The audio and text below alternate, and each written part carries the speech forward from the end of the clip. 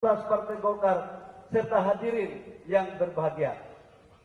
Izinkan saya sebelum masuk ke visi misi, saya mau cerita sedikit dulu tentang sejarah saya untuk berinteraksi di Golkar.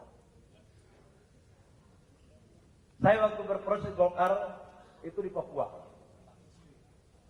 Untuk masuk menjadi pengurus DPP Golkar, sulitnya minta ampun. 2010 sebenarnya niat saya mau jadi AMPI itu untuk bisa masuk di SLIPI. Karena apalagi kita sebagai orang daerah kalau nggak punya jaringan. Ternyata kalah saya di AMPI. Untuk membuat haluan saya agar tidak terus terhalang, saya fight di HIPMI. Setelah saya fight di HIPMI, kemudian saya berproses masuk ke pemerintah. Saya bilang, 14 tahun sudah berangin. Ini momen yang paling tepat untuk kita ikut kompetisi di Partai Golkar. Jadi saya mau jelaskan satu hal. Saya bingung ya. Kalau kita melihat perjalanan Partai Golkar pasca reformasi, senior-senior mohon maaf tolong luruskan kalau saya salah. 2004 Partai Golkar menjadi partai pemenang pasca reformasi. Bang Akbar Tanjung adalah tokoh fenomenal yang mampu membalikkan kondisi partai politik yang terpuruk pasca reformasi menjadi partai pemenang. Apa yang terjadi? Pada saat Munas di Bali, fight dengan Yusuf Kala yang juga senior saya. Pertarungan terjadi, Pak JK menang. Pak JK menang pun karena memang ada kedekatan dengan pemerintah.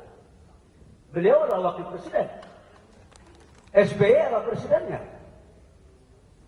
Begitu terjadi selesai, muncul Pak Abu Rizal Bakri, fight dengan Pak Surya Paloh.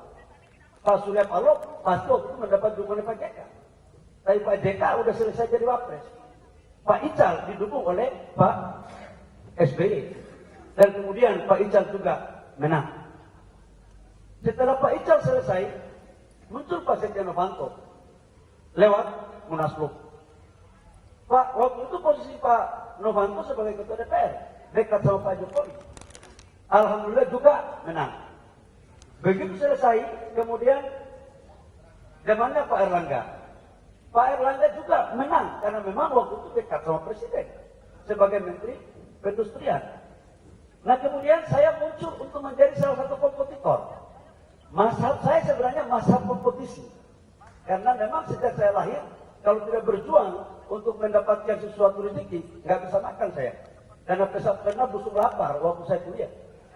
Jadi memang mazhab saya mazhab kompetisi. Nah ketiga, proses Munas Golkar kali ini, saya dianggap pun mendapat dukungan dari pemerintah. Dan dianggap itu salah. Pertanyaan berikut adalah, kenapa calon-calon terdahulu tidak dinyatakan salah, kok saya dinyatakan salah? Apa yang membuat seperti itu? Apakah karena memang saya adalah kader dari Buk Timur yang bukan anak siapa-siapa di Jakarta ini? Apakah memang pengurus DPD 1 Golkar se-Indonesia nggak boleh mencalonkan diri sebagai calon ketua umum DPP Golkar? Saya pikir lewat sebuah pemikiran-pemikiran besar Golkar dilahirkan sebagai instrumen politik pemerintah dalam pembangunan bangsa.